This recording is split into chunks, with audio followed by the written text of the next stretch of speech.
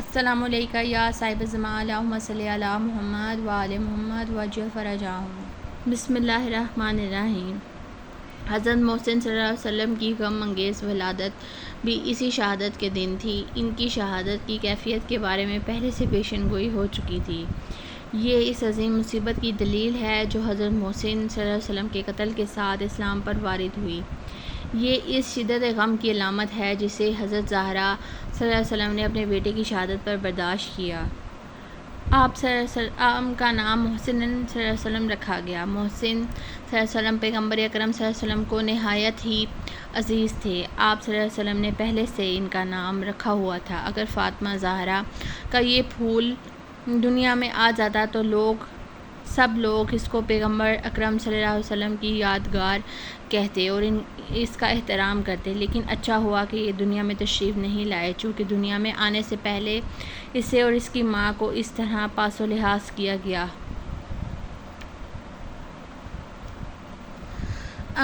امیر المومنین علیہ السلام نے فرمایا، قیامت کے دن جب تمہارے وہ ساقط شدہ بچے تم سے ملاقات کریں گے جن کے نام تم نے تجویز نہیں کر رکھے تھے، تو وہ اپنے باپ سے کہیں گے، آپ نے میرا نام کیوں نہیں رکھا؟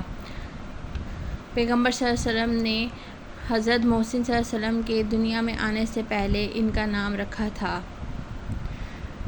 جناب اسما کا کہنا ہے، ہم حضرت زہرا علیہ السلام کے گھر اس وقت گئے جب آپ کا بچہ شہید ہو چکا تھا کہ جس کا نام پیغمبر صلی اللہ علیہ وسلم نے محسن رکھا تھا۔ کتنا دردناک ہے کہ پیغمبر صلی اللہ علیہ وسلم اپنی یادگار کی شہادت کی خبر دیں اور فرمائیں کہ یہ شہادت میری بیٹی فاطمہ کو ضرب لگنے سے ہوگی۔ آپ صلی اللہ علیہ وآلہ وسلم نے فرمایا، حضرت زہرا کو حاملگی کی حالت میں مارا جائے گا۔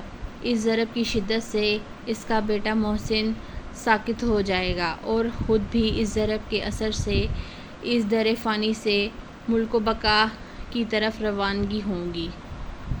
زہرا علیہ السلام کا پھول پہلے شہید ہوا اور پھر ساقط، مگر کیسے؟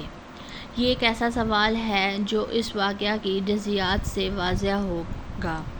حاملہ ماں کو حفاظت کی زیادہ ضرورت ہوتی ہے۔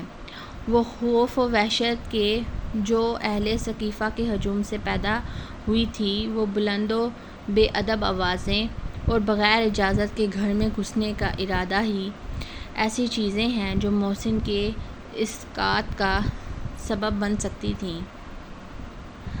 آگ لگا دیں گے کا شور اور زمین پر لکڑیاں پھینکنے کی صدا، انہیں کانٹوں کے ساتھ گھر کی در و دیوار کے ساتھ اکٹھا کر کے آگ لگانا، دھواں اور آگ کے شعلے دروازے کے نیچے سے لکیر و دیوار کے اوپر تک دکھائی دیتے تھے۔ یہ منظر ہر حاملہ مستور کے لیے خوف و ہراس کا باعث ہے۔ اب سیدہ دروازے کے پیچھے آتی ہیں۔ ایک طرف تو پیغمبر اکرم صلی اللہ علیہ وسلم جیسے مہربان والد کی رحلت کے باعث آپ کا دل مغموم محزون ہے، اور دوسری طرف سے اپنے مظلوم شوہر کے حق میں لوگوں کی جفا نے مزید افسردہ و غمگین کر رکھا ہے۔ جناب سیدہ بھانپ چکی ہیں کہ حملہ کرنے والے گھر میں گھسنا چاہتے ہیں۔ دروازہ نہایت ہی خطرناک حالت میں ہے اور اس لیے اسے کھلنے نہیں دیتی۔ آگ دروازے کو اپنی لپیٹ میں لے چکی ہے اور شعلے آپ علیہ السلام کے چہرے تک پہنچ رہے ہیں۔ دروازہ ہموار نہیں ہے، اس کی لکڑیوں کی سطح ناہموار ہے، اس میں میخیں بھی لگی ہوئی ہیں، گرم بھی ہو چکا ہے۔ سیدہ کے ساتھ محسن علیہ السلام ہے، کس طرح بیٹے کی حفاظت کرے؟ دروازے کو لاتوں سے توڑ رہے ہیں، وحشت ناک آواز نکل رہی ہے، دروازہ خاتون جنت پر گرے گا، ملکہ عصمت و طہارت، مجسمہ شرم و حیا، حملہ کرنے والے بے حیا لوگوں کے سامنے آ جائیں گی۔ اس کے ہاتھ پر تازیانہ مار رہے ہیں تاکہ دروازے کو چھوڑ دیں۔ دروازہ اپنی میخ اور ناہموار سطح کے ساتھ سینے میں پیوست ہوتا ہے اور خون جاری ہو جاتا ہے، پسلیں اندر سے ٹوٹ جاتی ہیں اور خون جاری ہو جاتا ہے۔ شاید یہ ظلم اس پہلو اور سینے کے درمیان موجود بے قرار بچے کو قتل کرنے کے لیے ناکافی ہے۔ ثقیفہ کا حملہ آور کوئی ایک شخص نہیں، ایک دوسرے سے بہت پہلے صالح و مشورے لے چکے ہیں۔ وہ تمانچہ جو گوشواروں کو توڑ رہا ہے، وہ تازیانہ جو کہ بازو کو سیاہ کر رہا ہے اور مخدورہ کے سر اور کندھوں پر پڑ رہا ہے، اور ہر طرف سے سیدہ کے جسم نازنین پر لگ کر خون جاری کر رہا ہے، اور پاؤں کے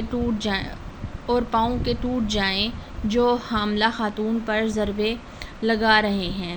کیا ان تمام مظالم کے باوجود محسن ابھی تک زندہ ہے؟ یہ پوچھنا چاہیے کہ اس کی ماں ابھی تک زندہ ہے؟ اس وحشت و خوف، ضرب و جراحت کے باوجود ماں نے کیا کہا اور کیا کیا؟ فضا کیا مدد کر سکیں؟ امیر المومنین علیہ السلام نے کیا کیا؟ بچوں کی کیا حالت تھی؟ محسن علیہ السلام کہاں چلے گئے؟ تاریخ نے اس جگر سوز داستان کو اپنے سینے پر نقش کر لیا تاکہ یہ معلوم ہو جائے کہ حضرت زہرا اور محسن علیہ السلام دونوں ایک ساتھ اور ایک ہی سبب شہید ہوئے ہیں۔ اتنی شدت اور سنگین ضربیں تو ایک مرد کو بھی ہلاک کر دیتی ہیں، کہاں ایک ایسی خاتون کہ جس سے اپنے پہلو میں پیغمبر اسلام صلی اللہ علیہ وسلم کی خوبصورت یادگار کو اٹھایا ہوا ہو۔